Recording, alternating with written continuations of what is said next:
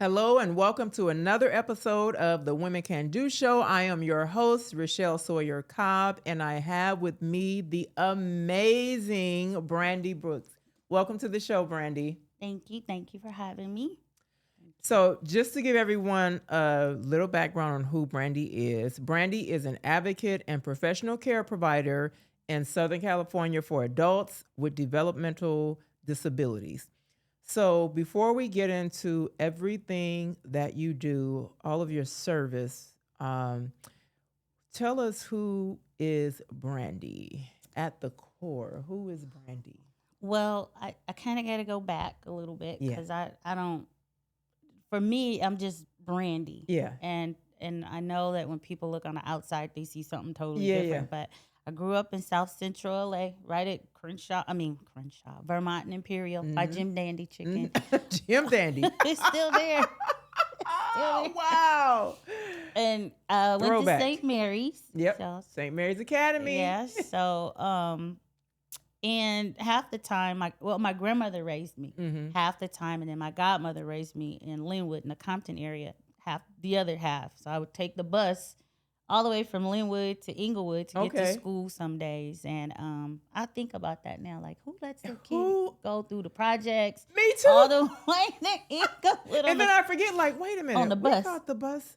We had to get on the bus to school, to high school. Yes. I think about that, like, And so I think I grew up in the era I like to call it where the grandparents were kind of raising the kids. Yeah. A lot of us. Yeah. And my mom was out, on drugs. Yeah. My dad wasn't around, so my grandma did everything for me. And thank God for her. Yeah. And her prayers. Yeah. I think I'm reaping With her beautiful self.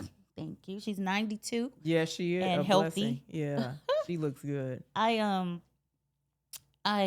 So a lot of the trials and tribulations that I had to go through as a young person, I think that just made me who I am today. So today I have 4 kids. I have 3 boys. Chris, he's 26. Miles, he's 19. The University of Oregon. Yeah. And then I have twins, Kevin and Bailey, that are 15. And Bailey has developmental disabilities. Yeah.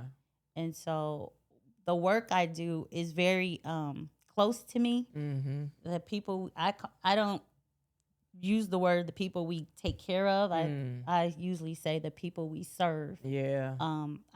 I always think, and this is my motto. I think about it in a way that if something happened to me or my husband Kevin, which is my rock, Yeah. I would want someone to care for Bailey the way we care for the people that we serve. Yeah. And I think we go over and above just to make sure that they have a life. A lot of them don't have family, don't have. Yeah. We're it. Yeah. So yeah. for me, who I am, I mean, that's it in a nutshell. I remember I'm an entrepreneur at heart, though. And I will have to say that I worked at AT&T for 28 years, and then I started in this business. But before that, even while at AT&T, I had a laundromat. I did hair right out of high school. I did hair for a long time. I had my own hair salon. We moved to Dallas, the only black hair salon in the whole city. I did not know that. I know you did hair, but I didn't know that. Okay. Yeah, so we were the only black hair salon in the city, Frisco, back then, and it's blown up since. But so then I realized that we didn't have black hair products in the city, and I opened up a beauty supply. And then that's when I learned about that whole Chris Rock, you can't get the hair and they won't sell it to you. Yeah, yeah. And I was devastated. So I ended up going to China and developing my own hairline. Wow. And taught myself Mandarin so that I could do business there. Yeah. And we had our own hairline. Then we started distributing it through black beauty supplies all around the country, including Alaska. And I think I was surprised with that. Wow. Then I started doing hair shows, and then I started teaching at the Barner Brothers in Chicago. And I don't know, it was something in me that just always wanted to do business. But then I wanted to be a doctor, so I went and took the MCAT, and I got accepted into med school in Dallas, and it was already after we had moved back to California. Wow. So here we are, and that's So where me. do you get that entrepreneurial spirit? Like, where do you think you I watched a lot of your videos, Uh-huh. and a lot of people had family that had generations of Yeah. entrepreneurs or business owners. And I was thinking to myself, like, we didn't have that. My grandma worked at Boeing, it was McDonnell Douglas. She took care of her 6 kids and then raised 13 more grandkids. It was like 13 of us in a house with 1 bathroom. Wow. And it was just something always in me. And I thought about it as a kid. I built a lemonade stand. Mm-hmm. As a kid, I would go take the wheels off the. I hope I don't get in trouble for this, but I used to take the wheels off the baskets at Boys Market and sell them to the boys in the neighborhood and make go-karts. So they can make go-karts. Yeah, and then I would build the go-karts and sell them And parts. sell the go-kart, Yeah, and so I've always had that drive to do something else. Yeah. You know, it's interesting. You mentioned that, like, and I've had like past guests where they come from families of entrepreneurs. So there was one I was sharing with her. She was saying like that was her inspiration. I was sharing with her that I did too, but I never wanted to be an entrepreneur. Like I'm until 5 years ago when I started I Can Do and the brand piece of it, right? The online brand store. But I never wanted to be. I come from a family of entrepreneurs. Never wanted to be it. Never. And I think because we were told, you know, go to college. Like my dad was like, my mom and dad were like, education. Like you're going to this school. You know, we went to St. Mary's. We went to all these good schools. And you're going to college and you're going to have a career. So I never even. And I remember my husband asking me that, like, what, like, nope, nobody wants to like take over the business that your dad is doing, or. Because my dad was a jeweler, and nobody is like is interested in that. Why is nobody interested in that? And I'm like, I don't want to do that. Like, I just never thought about it. Yeah, never thought about it. But typically, like you said, you do, like, it's people that have come from a family of entrepreneurs that kind of inspires them to be. But I didn't. Yeah. Well, it was something in me that, and I think now that, you know, I've kind of gotten older, I look back and I think sometimes I feel like I'm an overachiever, and that maybe I had something to prove. But, I don't know. It's just always has been inside of me to do something on the side, whether it was hair. Even in high school, I did hair. I did a lot of the girls' hair at St. Mary's. So I don't know. I guess it was just in me. Yeah, and I think that's the point I'm getting to. I think that's what it is. That is just in you to even like, oh, you know, I want to do hair. Oh, I want to start a hair line. And here's the thing, you did it. Like because some people will say, oh, I want to be this. Oh, I want to do this. Then the next year it changes, but they don't do it.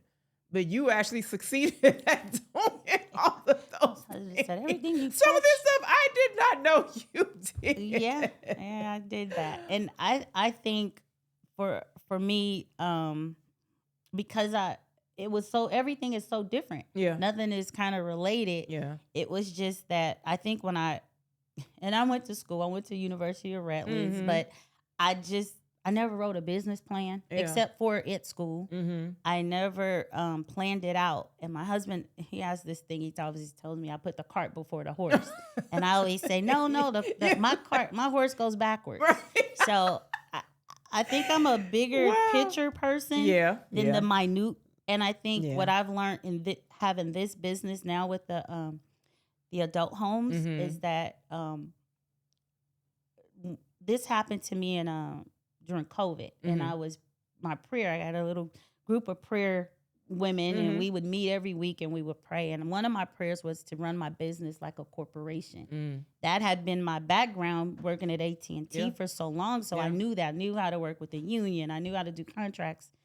I knew how to go in a boardroom. And I think that the minute stuff, details, I realized that I needed a team. And that was my prayer, is that I could bring the right people and put them in the right place. And I would say over the last 5 years since COVID, that's exactly what has happened to me. And that's been able to allow me to keep growing in different areas within the business. Yeah. So what is your true purpose, like what you're doing. So, at I Can Do, our whole mission is to empower women to walk and live in their true purpose. And of course, it came from me, my own experience after my son graduated high school. Like, okay, what am I doing now? And who am I? And asking God, like, what is it that you would have me to do? Like, what do you want? I started like feeling this loss, like feeling like, because you pour into your family and your Yeah. kids, right? And so that's when I really started like seeking. After 40, I started seeking my purpose. So what do you feel like your true purpose is, and when did you realize it? So my husband and I got married. We bought a house in Pasadena. We weren't there that long, and we decided, let's move to Texas. Mm-hmm. I don't know, go to Texas, right? Everything was beautiful. Get big, beautiful home for cheap. So we go to Texas, and I was still working at AT&T. I was able to transfer. Okay. But he was in the movie industry. Mhm. So he figured, I don't need to be, need that In much a money. certain We'll go location. there. Right, Yeah, right. we can go. I'll find something. And for the whole 6 years, he didn't. And that, I don't even know how he managed mentally, because as he's trying, they don't like people from California, Mhm, or you request too much money or Mhm, whatever it mhm. was. And it just never came between us. But we had hard times. We had financial hard times. Or I tell people, it was a time where I couldn't buy a pencil with eraser on the end. Wow. Then Yeah. I came pregnant with these twins. I'm like, oh, Lord, what are you doing? Yeah, yeah, Right? yeah. And mind you, my grandma was with us. So, she was very supportive. Yeah. But what I realized then is that's when my relationship with God was sealed. Mm. Because I think when I ran into nothing, Mm-hmm. that's all I had. Yeah. And I believe that I gave myself out of poverty. Mm-hmm. I believed in tithing. I believed in blessing other people. I'm a Yeah. giver. Yeah. And that changed my life, that Mhm. moving to Dallas. And then Mhm. when we came back, we moved back. It was a miracle. We still had our same house. We didn't even know we had it. And we were able to move back into the house that we bought and Wow. pick back up. Yeah. And I just believed that time before we left, I was frivolous. Like, you want this, we go buy this car, Mhm, you're going to do mhm. this. And we were living way above our means. Yeah. And then that was a humbling Been there, done that. That was a humbling experience. Yeah, Yeah, yeah. we had this big Suburban. We talked about how we had to go to drive time. Mm. I had before that, I had a Hummer. We had a BMW. Right. Now we're driving like a 2009 Hummer. Mm-hmm. I mean, not a Hummer, a Suburban, because we have all these kids and Right. double car seats and double strollers, struggling. Yeah. And I just feel like I think what happened for me was my prayer life changed, and you just Wow. said, when I do something now, I always pray and ask God to give me direction. Yep. And whatever I do, I Yeah. want God to get the glory for it. Mm-hmm. So a lot of times, like you said, you may not have known all the things that I've done, Yeah. or things that I'm doing now. I don't always share, Yeah. because I don't want to come across boastful, Yeah. Yeah. or look at me. And I just feel like everything I haven't done, I've done it because God's been able to move in my life in that way. Mm-hmm. Mm-hmm. And my purpose, I found out, is serving. And I think we all have that same Yep. purpose. Yeah. Everybody has a purpose to serve. Yeah. But I raised my sister right out of high school. Mm-hmm. My mom kind of left her in my back seat. Mm. And this is a story I don't share a lot, but I ended up raising her. She went to St. Mary's. Okay. And it was a How struggle. much younger was she than you? I was 18 and she was So you 4. were already 18. Okay. Yeah. Oh, wow. So right out of. Wow. Yeah. And so I raised her until she left and went off to college, Brittany.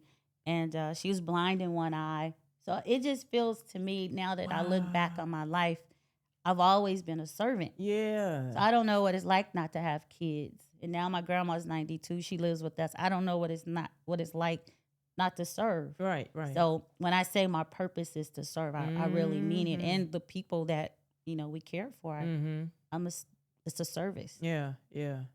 Wow. That. Woo, yeah, you are, honey. 18, raising her 4 year. You said she was 4? 4. Wow. Yeah, and I had no idea. And at that time, I had moved out, and I thought I was grown. Oh, yeah. Had my apartment. Yeah. I didn't even have a refrigerator. We didn't have living room furniture. I thought I was grown the day I turned 18 on August 1st, honey. I was, yes, I did. Talk back to my mom. Yes, I did. Oh, yeah. It doesn't work like that. I thought I was grown. It doesn't work like that. Ooh. But yeah, and so all of it has been a struggle, and it just made me who I am today. Yeah, I have no regrets about it. I'm grateful. I really am. Yeah, yeah. So what you worked at AT&T for over 25 years, right? Yeah, 28. Wow. So what made you decide to step out on faith and start your own? Like, what was the moment? The moment. I That remember you that were moment. like, I'm gonna do it. So while I'm at AT&T, we came back to California, and I'm now the chief of staff for one of the vice presidents. And so I'm going to all different garages, mostly for field technicians. And I had supervised field technicians. So I met up with one of the garages, and one of the guys said, my wife, I'm ready to retire. I got almost 40 years, and we're going to go to Houston and retire.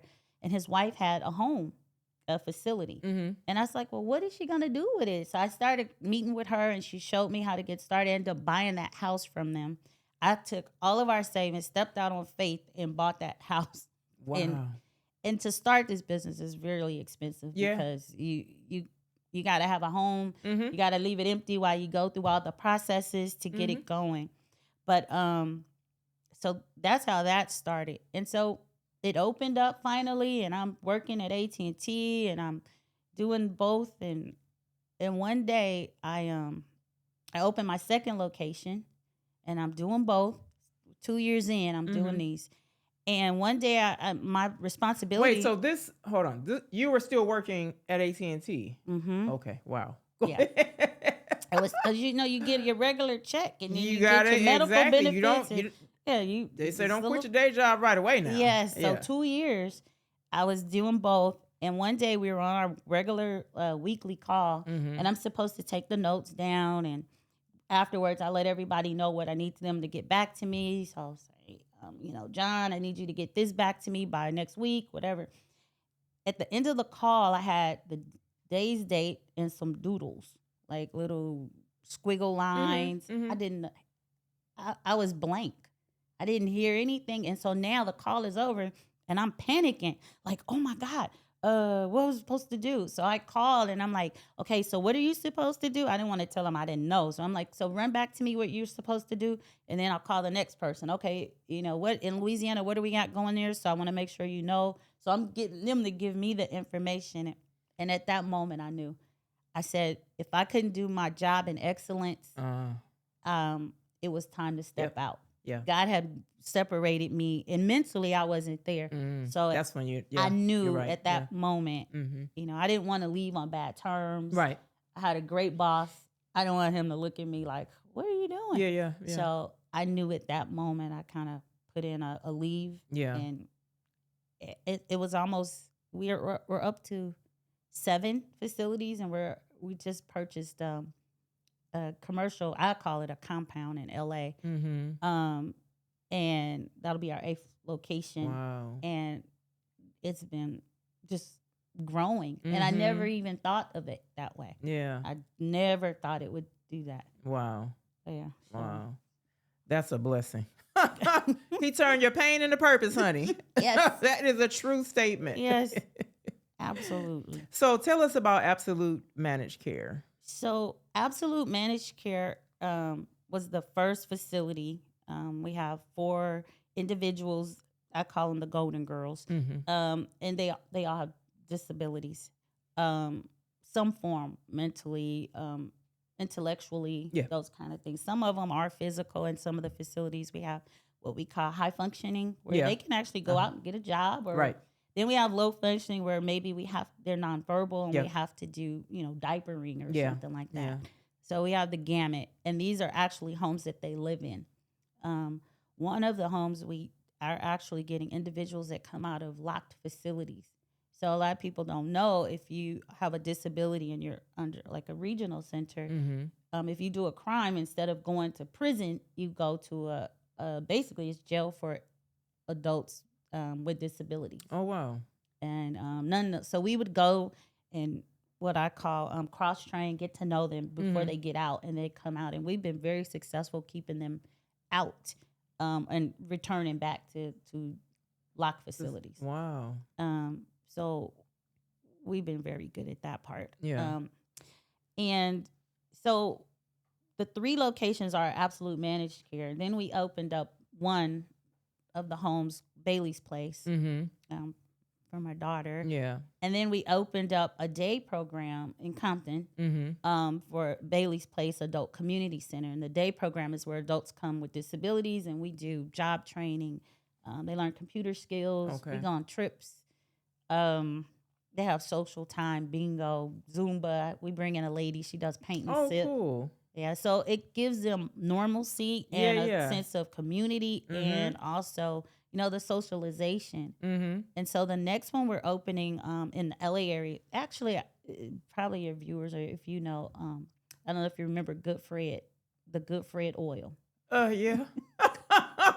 So that location they use it on the Jerry Curl? On the Jerry Curl. Yeah, he my was mom and dad. One of the pioneers. So his son, he was about 10 years older than me. I used to do hair with him on Crenshaw at Rare Hair. And I'm looking for a building, and that building came available. And we just closed in April at we bought all the Good Fred location. Wait, on where 54th. Where Rare Hair was? Not Rare Hair on Crenshaw. No, Good Fred is at 54th. I used to go to Rare Western. And So I was you might have known Steve. I know Steve. Steve Ellis? Yeah. Yeah. He did so when I first started there, I was going, because we know Angie's family, right? Yeah. But she was fully booked, so I ended up going to Trudy. So I just kept going to Trudy. I used to shampoo for Trudy. Wow. When I started. And then Trudy, Steve moved. We moved. We were in Inglewood, and his shop he had left right here and started his own shop. And it was right around the corner from where we lived in Inglewood. And I started going to Steve. Yeah. So me and my sister. Yeah. Wow. So I walk in and Steve is there, and I hadn't seen him probably since I was 18 working in the shop. And unfortunately, I was like 19, I think. Yeah. Unfortunately, he passed. Really? 2 weeks while we were into the escrow. And this escrow. This is recently. Yeah. Wow. And this escrow went on for a year. And when I tell you it had to be God, Steve passed away. His wife took over the process, and we kept going, and it took a year. And every step of the way, we kept getting into hiccups. I mean, hiccup after hiccup, and I'm like, oh my God. And one day, she and I talked, and she actually brought the price down. She was like, well, can I make it easier and bring the price down? And I thought, yeah, okay. And I'm thinking 25,000. When you buy property, 10, 15,000. Yeah. She took it off 500,000, and we were able to get the property. And like I said, it went on for a year. Many days I got discouraged. I was crying. I wanted to walk away, and God, it was nothing but God. And it's huge. It's a big, huge. We're gonna be able to help a lot of people. Serve a lot more people, including housing and job opportunities for not just my employees, but for the people with disabilities. So the vision, I had the vision, and it had to be God, because it. And I'm gonna tell you this: I believe that first of all, it is God, and I believe that He blessed you with that because He knows what you're gonna do with it. Yeah. You know what I mean? He knows that you're gonna serve. He knows that you're gonna. I mean, to have her take $500,000, like, I got chills when you said it. Like, oh my God, who does that? Who does that? And again, that's a blessing from God, but He knows what you're gonna do with that. Yeah, I always, my God, my thankful is always God can trust me with the increase. Yeah, and that's important. And I've been kind of steady with that, and I'm grateful for it. But yeah, so hopefully in the next couple of months that location will be open. We'll have you come out to the for grand sure. opening when we get there. Definitely. We're dealing with the city and all that stuff right now, but once that's all done, I was excited watching your the Bailey's place in Compton. But I didn't know you had. So there's two Bailey. Well, there's a Bailey's place. It's a home, right? Okay. Right off of Alondra, and then there's the Bailey's place, the community center. The community center. Okay. And that one's on Rosecrans. Got it. That's right. I forgot that's the difference between the two. Yeah. So. And so the Bailey, the name, it comes from your daughter, right? That inspired the Bailey's. And so is it because your daughter had the developmental disability that inspired you to kind of? I don't know if it was because of her that inspired me to do it, but I know once I started it, her disability is kind of what drove me. Yeah. It gave me the goal. Yeah. Like it wanted me to make Keep sure going. this went good and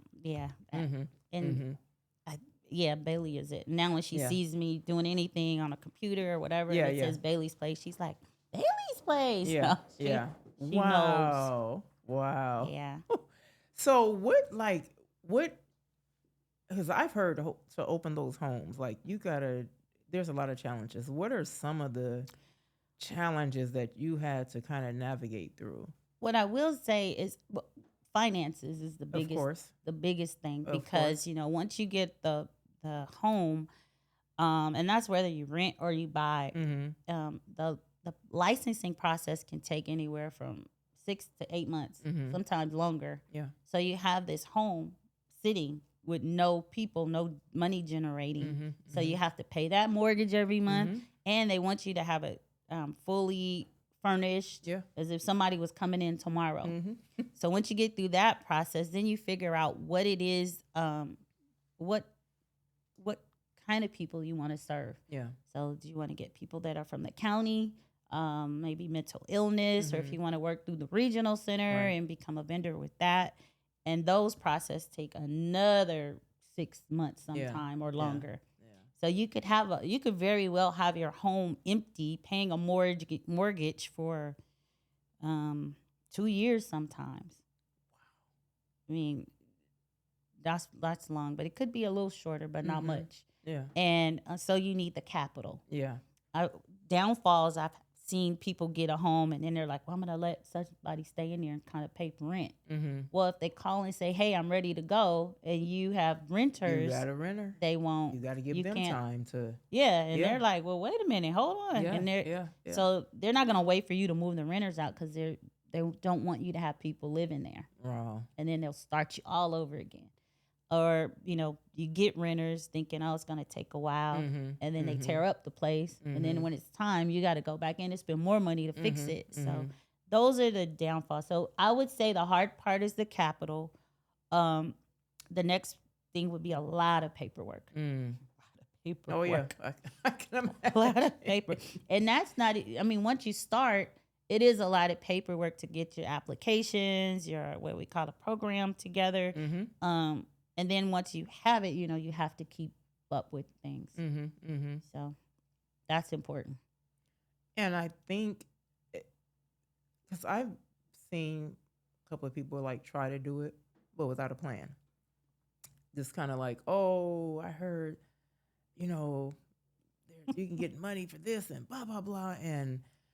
And do it and get into that situation not knowing the place needs to be empty. You still got to pay the mortgage. So financially, they weren't, they were thinking about the end result financially, but not hey, you need capital. You need to, have something, a cushion going in. You know what I mean? And I'm sure everybody didn't start, but for a person who probably didn't start and was able to learn that lesson, I would think would be the advice to give hey, you got money, you better have some money to get it started, put away, because there's gonna be a period of time where you can't place anyone in there yet. And then when you get somebody in there, it depends. I remember when the first one, when somebody called out on the night shift, I had to get up out the bed and go cover that night shift. Or if it was a holiday and they didn't want to come to work that day, I had to leave my family on Easter and go work a shift or two.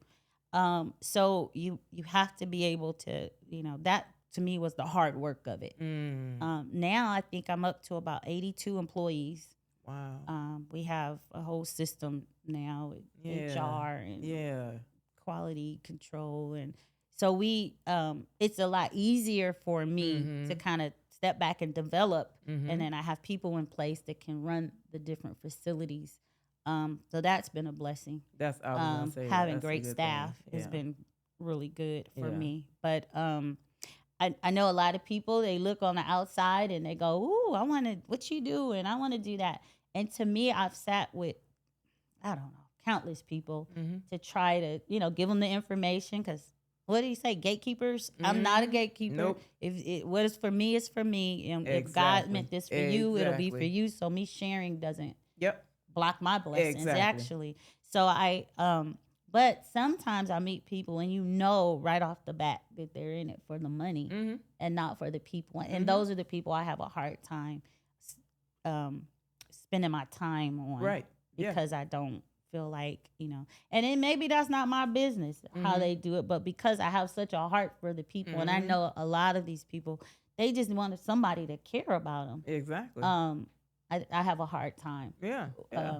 Sharing information and sitting down, spending my time, wasted time is what I call it. Because they're looking on the outside and they don't see all the work that really goes. My phone is never turned off, 24 hours a day. Yeah. So it's a challenge. Again, like you said, you got to have a heart for it. Like you said, you had to get up on Easter. You know what I mean? Stuff like you got to really have a heart for it. I let a lady go to make that sacrifice. I fired somebody on Easter Day. I walked in and I heard her she spoke very harsh to one. Get in there and get your bath. And I was like, whoa, wait a minute. These are adults. Nobody would tell you that. And so I just told her, give me a key and you go home for the day. And I'm going to stay and finish this shift out. And that's how important it is to me. Yeah. That is very important to me. We have to be the advocates for them. That, oh my gosh, that's what's important. Yeah. Because like you said, a lot of them don't have anyone to advocate for them. Yeah, there was one of my individual ladies, she had a appendicitis. So they did her emergency surgery. She ended up in a facility afterwards to recover. And when every day I would go, they wouldn't get her up. They wouldn't walk. So she had started kind of declining. So I would get her up. I bought her shoes and we would go walk. And And at this point, I think after so long, they weren't paying me for her because she's been gone, but I didn't care. It wasn't about the money. I was there every day. Every day I drive to East LA to the place and walk with her, put her in a wheelchair, take her outside, bring her Cheetos. That was her favorite thing. Yeah. And she recovered. Wow. But I really believe that if myself or my son hadn't been there every day for her, she would have just passed away or wasted away. I mean, she had started to give up. Yeah. And so that's when I say we have to be an advocate. You really got to care. You got to care. So at some point to me, it wasn't about the dollar. It was about, she's like family. She's our family. Yeah.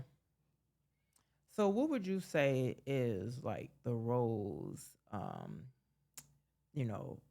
and what would you say is your roles and what would you say is your thorn? Of course, the roles would be like a highlight, of your success because you are successful. And I'm going to get to that. Like, what does success mean to you?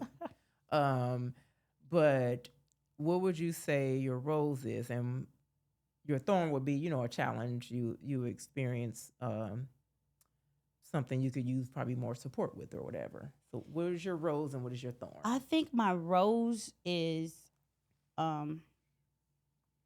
this business has allowed me to live a life that I could never imagine. And what I do remember is being young in Leimert Park. And you know how they have the duplex? Yeah. I didn't know anything about real estate, but I remember saying, I want to own one of those. And I probably was 8. Yeah. And it has allowed me to, I love buying real estate. Like it's almost like an addiction to me. Like, oh, I want to buy that. I want to get. My husband has to like, hold on now, calm down.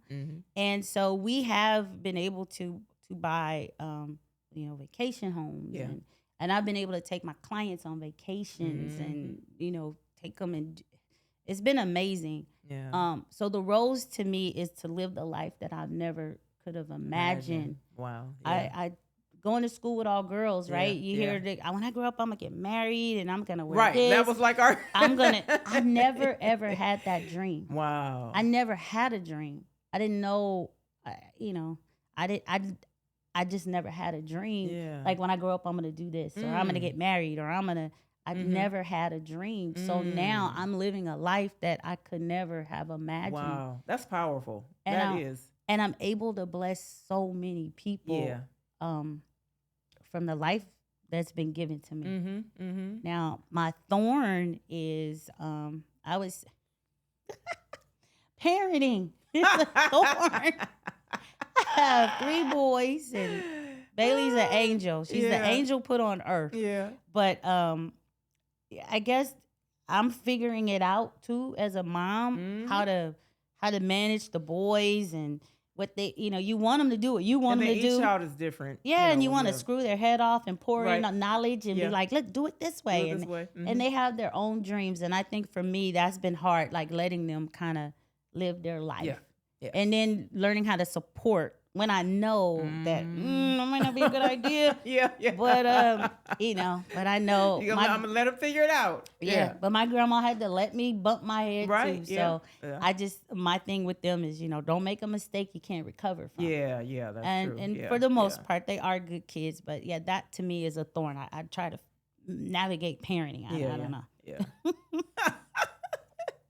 So with that, now how do you find balance and being a mom and with you're managing, you have 8 facilities, you know what I mean? Yeah. And a wife.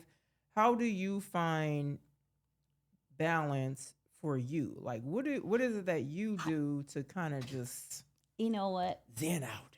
I haven't found that. You haven't figured that out yet. I'm not if you look at my nails, I'm not a go to the nail shop. Yeah. I go and then I'm like, come on, let's go. That's me. Ooh, I gotta go. I can't relax. For me, it's quicker to do myself. Yeah. Because I don't want to sit in there. Exactly. So and people think that's weird as a woman. I'm like, no. I do my own hair. Have no still. Desire to.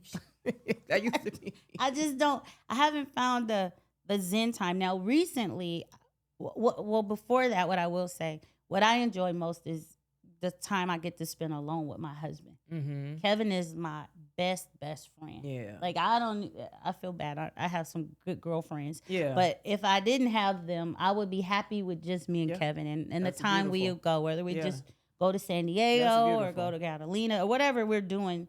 We'll just go on a date night in the middle of the week. Yeah. But that part to me is important. And I have people comment, well, you guys look like, you act like y'all don't have kids. And I'm like, one day these kids aren't going to be here and we still got to know each other. Listen. I've seen a lot of marriages when the kids leave and you're looking at each other like, well, who are you?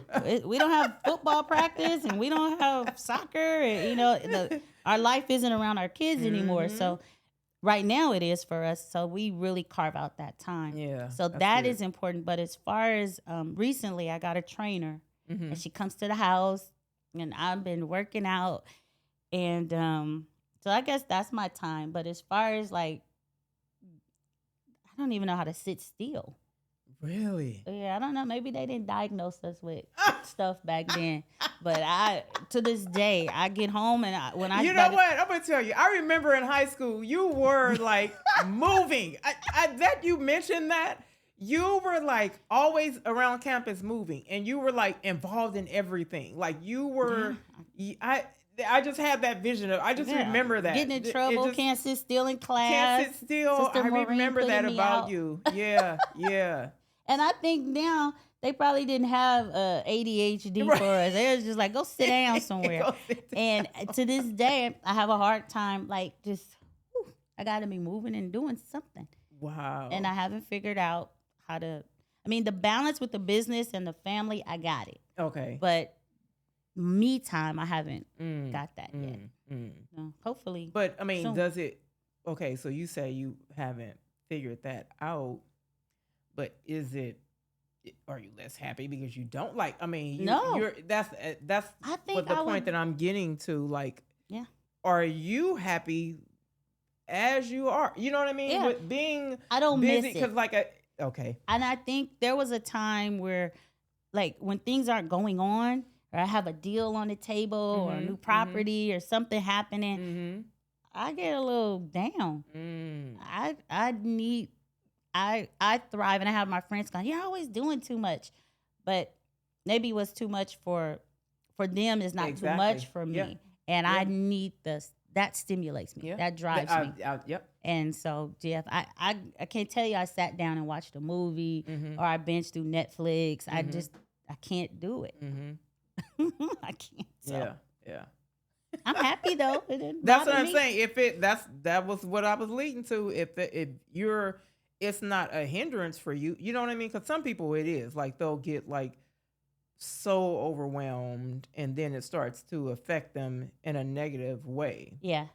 Um, but with you, I totally don't see that. You know, like you're passionate about it. You're enjoying it. You know? And I do. Yeah. It Yeah. makes me happy. Yeah. Yeah. Yeah. That's I love that. So, what is the ultimate impact you would like to have? Well, first, let me ask you this. Go back to success. What is success to you? Like you mentioned how some people look on the outside and like, oh, she's got it going on. She's got this. She's got that. Um, but success to one person is not the same for the Right. next, and it's all. Some people equate success with uh, financial, Stuff. financial and stuff, having all these um, things. And sometimes it's the simple things, just to be able to. I think for me, and it's like two. Mm-hmm, mm-hmm, Success for me, like I said, being able to live the life that I live, mm-hmm. that I never That you dreamed never of. dreamed of. Couldn't even dream it, right? I didn't know places existed. And I remember not even going to the west side until high school. Like, I didn't know Ladera. I didn't know the Fox Hill Mall. Right. I was in Yeah. high school before that, Yeah. because Yeah. in Compton, we went to the Compton Swap Meet. We went Right. to Lakewood, Yeah. Yeah. Long Beach. So, Mm-hmm. I didn't dream past that. And so right now, I think for me, success looks like being having my family, and being able to spend that time and be there, be present Mm-hmm. for my grandma, Mm-hmm. be there for Bailey and my family, the boys and Kevin. To me, that's important. That's success. Mm-hmm. And us being able to take family trips Yep. together. Yep. I think for us, making the memories Yeah. are more than So the important. stuff. Yeah. I think the stuff. Now, Because the when memories don't go away. The stuff can go no, at any time. and I think we really together we really stride on making memories. Mm-hmm. That's all at the end we'll have. You can't Yeah. take cars, you can't Exactly. take Yeah. houses, you can't take any of Yeah. that. The other part of success for me is having been able to build this legacy for my kids, and give them a start, and they don't have to struggle to buy a home.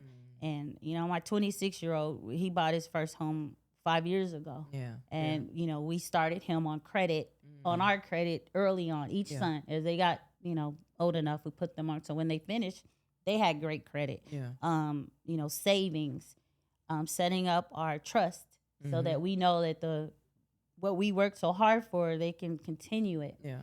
And I think success would be like, even after I go, that they will be okay. Yeah. So whether they do this business, or take the finances from the business and do something that will be successful, at least they'll know, and they'll be educated in finance, and educated in how to keep going. Yeah. Yeah. But yeah, for me, success is allowing me to make memories. Yeah.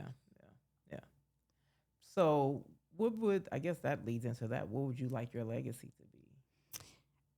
I would like my legacy to be that that I touch somebody's life. Mm-hmm. So whether it's the clients that we, serve, or whether it's my staff whose car broke down and I was able to, here, take this and go get your car fixed. Yeah. Or they were behind on rent and here's your, let me help you out here. I want to hopefully, leave my legacy and that I led as an example to other women who came from nothing like me to that they can do it. Yeah. It's nothing special. I tell people all the time, there's nothing special about me. It's just that I found favor with the Lord. I tapped in and I'm obedient. And everybody's walk is different, like you said. But I hope that when I'm gone, somebody would say, oh, Brandi said something that touched me, or she did this, and I'll never forget, like the lady you worked for, that was your boss. How she poured into you, you'll never forget that. I will never. And that didn't necessarily have to do with money or stuff. It was the time she spent. It was the care she showed. And I hope, I'm not getting all emotional. I'm sorry. No, it's okay. But I hope that, for me, I've touched somebody and blessed their life. Well, your light is shining. I mean, when I tell you your light is shining, to me, it's like you asked me before, like, how did you pick me, or how did you find me? How did you find I'm me? like, I'm watching you, like I see you, and goodness. a lot of people won't say that. Like, I'm not afraid to tell another woman, I see you, like you are really, and it's not even, it's like your light. It's not even, I see the things that you're doing, but what stands out to me, what really stood out was Bailey's place. And I know that it was your daughter, I know about your daughter and everything, and just your heart, because I love to serve. That is just me inside and out. And it's almost like I could see your heart. I could, and then your light is shining, and I just think it's so amazing the work that you're doing. Like you said, it's your business, but you are serving. At the end of the day, like you really care about, these people. You know what I mean? They're not just people. These are, you know what I mean? They're like family. They're family, and so again, you have 8 locations. You're creating spaces. You're creating space for them. You're making room for them. Yeah. And a lot of people are not willing to do that. A lot of people are not willing to do the work. Because like you said, you had your challenge. A lot of people are not willing to go through those challenges for somebody else that they don't know. Like, period. Like, a lot of people are not willing to do the work and, face adversity for people that they do not know. So I think that is a beautiful thing that you're doing. And that's how I saw you. Okay, that's why you are here. So that is success to me. For you to be able to see on a social media and tell me that you can see my heart, that's success. That to me is the ultimate compliment. Yeah. And I appreciate it. And I couldn't wait to see you in like for me, something like that. I like to tell people like. I'm crying all over your podcast. Okay. Sorry, you guys. Hey, this is real life here on this show. No, I like, and that's the best way I could put it. Like, I saw you and I'm like, oh my God, she named it. I remember going telling my moms. I'm like, I said I went to, because I had told her about you before, when I wanted you to speak at the conference. And so I'm like, oh, I said, remember Brandi, I told you about, she opened the places in Compton. So I told my mom about your daughter and everything. And that was just like, oh my gosh. Like, like I said, I see your heart. I see your heart. That is to me ultimate success. Yeah. So if you would ask me that again, that to me is if my purpose and my heart is shining. I mean that, and that's why I do it. Yeah, I could have stayed at AT&T. I had a regular check coming every 2 weeks. It wasn't shabby. With less responsibility than this, of course. Yeah, exactly. But this is definitely my purpose and my passion. Yeah. And I try to do it and raise the bar as I go. So like today, all my ladies at all the facilities, they all had petty manicure days. So they all went out for pedicures. And, you know, I don't even know how else to say it. Yeah. But I appreciate you seeing me. Yeah. I do. Yeah. And it's good to be seen. Mm-hmm. I mean, for what I do and who I am, and not Exactly. just, the clicks. Yeah. No. Yeah. Exactly. Yeah. And I love that you're doing this. Yeah. I Thank you. love that Thank you're you. doing this. I've been invited to a lot of women empowerment, speaking on panels. Yeah. I did one for Steve Harvey, and it was 5,000 women that spoke. Yeah. And a lady came to me and she said, "You look like you had it going on." She said, "But until you told your story," she said, she was probably 70, and she told me, she said, "In all my years," she said, "what I learned from you today is not judge a book by its cover." And if that's what she took away, I was glad because it wasn't boastful. It was, Yeah. I just wish all women Yeah. could tap in Yeah. to what their greatness is and just go. Go. Yeah. But they do need mentors. We do. Yeah. We need to be mentors. We need to take somebody's hand and show them, like, look, this is what you need to do. This is how you dress. Yeah. This is how you carry yourself. And just those things, especially with this new generation. And I'm dealing with that now with staff. Yeah. Hiring young people, Right. it's different. Yeah. It's very different. Yeah. And some of them are open. They want to learn. They want to do different. They haven't been exposed to things. And so I usually do. I'm a member at City Club. So I usually take my staff and we do a big thing and expose them to something else new, and try to let them know, like, it doesn't, just because we're from Compton or we live in Compton or we live in LA or we live in South Central or wherever it is. There's other things out there, and they just sometimes are not even exposed to it. No, it's true. So I feel like my other part of my purpose is to bring them along, and show them that they can do the it next too. generation. Yeah. Yeah.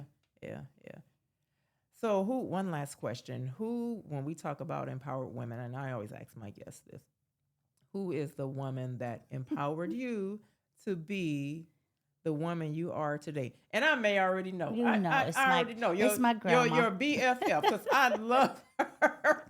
It's my grandma. I love you too. Together, that's another thing that just shines, and you don't even have to say it. It's I can't even explain it. But that's another thing that shines about you. Yeah. My grandma has been there since out the womb, and we've never been apart. It wasn't until recently I realized that. When I got married the first time, I moved to Chino Hills, she moved to Chino. When I moved to Texas, she moved to Texas. We came back, she's back, and she's with. So we've never been apart. Yeah. And concerts, travel, everything we've done together. And what I've seen is a strong woman. Like I said, she raised her 6 kids. And her and my grandfather, even though they were divorced, they remained friends. He would come from Louisiana, stay with us, and they, it was when he had family reunion. My grandma went to his family, so we never saw that dissension. They were always like, "Well, why you didn't stay married?" But when she did it, she took in all the grandkids and raised us all. So my cousins, we were very close, like brothers and sisters. And it wasn't until I got an adult to understand, like, how did she put me through school? Now, mind you, I was the only one that went to private school. But every time we turned the light on, the lights were on. We never went hungry. We we went without it. We needed shoes. We had them. I don't know to this day, but God, how she did that. And she's just a perfect example of a godly woman. And even to this day with the kids, like, she gets up with purpose. She cuts Bailey, peels an apple every morning. Comes in for Bailey to give her an apple, and they sip the little coffee together. I mean, Grandma is it. She's the woman who I think more than anything, I never wanted to disappoint. And I did some things, like right out of high school. I was a Hellcat. Oh, yeah. It was her prayers. Me too. It was her prayers that kept me out of jail and not being dead, because I did everything you could think of that I should not have done. And I just believe it was her prayers covering me. And I just you know, she's a godly woman, and she instilled that in me, and she is the perfect example. Yeah. I have another example, and I love her to death. Yeah. Yeah. Well, her pourings and teachings, it shows, and you know how they say a parent, your teaching will eventually show up in your kid. Your kid is a reflection of you, so you're definitely thank God, being a reflection of her. Yeah. I never wanted to disappoint her, even when I was doing crazy stuff. And I always You did still things. think like I got pulled over one time coming from a club. And I started crying. The police was back there. And I was like, my grandma's going to kill me. Oh, my God, she's going to kill me. And the police is like, well, who is your grandmother? And I'm like, RJ Marshall. And they were like, who? You know, they didn't know. She probably thought she was somebody. They didn't know they let me go. Yeah. But I was just, she has been definitely my biggest cheerleader, biggest supporter. Yeah. And it's an honor when I tell people, for her to be 92 and she's kind of getting dementia. It's an honor for me to care for her, to be her caregiver at this time. That's right. It's difficult. It's not easy. Right. Yeah. But it's an honor. Yeah. And so that's how I look at it. And every day is I'm grateful to have her here with me. Yeah. That's right. Yeah. Well, I thank you. I just cried all over your machine. Oh Lord. Oh, look at that little baby. Hey, this is real. Okay. Thank you so much for being so transparent, for sharing. Because that's why I wanted to bring you. I've been wanting to get you on. Well, but you're moving around. You're busy. You're busy. I know. And I'm like, okay, because I do, filmings, different, once every quarter, the in-person filmings. And so I've been wanting to get you on. I'm like, okay, I'm going to make sure I hit her up ahead of time to get her on. It. Yeah. So I thank you so much. And I know your event is coming up in October. August 2nd. Yeah. August 2nd. Yeah. I'm going to miss it by a day. Yeah. But I do want to donate, because I know you help the students with their scholarships. Yeah, their scholarships. We give out scholarships. And I want to make sure that we donate from Bailey's Place, our foundation, to support how we can, because I'm gonna miss it one day. We're going to Bali. Okay. Oh wow, that's exciting. We're actually building a villa there. Oh wow. And so we're taking a whole family. Yeah. And we're gonna go. And when I saw the date, I'm like, oh no, but I do want to support. I think what you're doing is amazing. Thank you.